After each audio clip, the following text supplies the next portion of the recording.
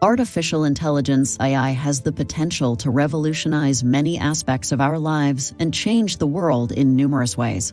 One of the key ways in which AI will change the world is by improving decision-making processes.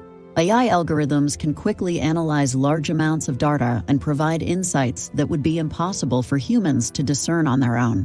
This can help businesses to make better decisions and improve their operations, leading to greater efficiency and productivity. AI is also likely to play a key role in the development of new technologies. For example, AI can be used to improve the performance of self-driving cars, enabling them to navigate complex environments and make decisions in real time.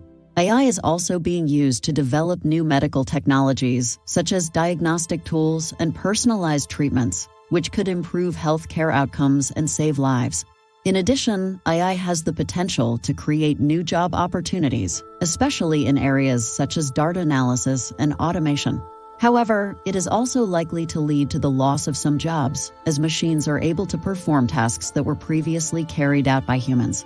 Overall, AI has the potential to greatly impact many aspects of our lives and shape the world in both positive and negative ways. It is important to carefully consider the potential consequences of AI and ensure that it is used in a responsible and ethical manner.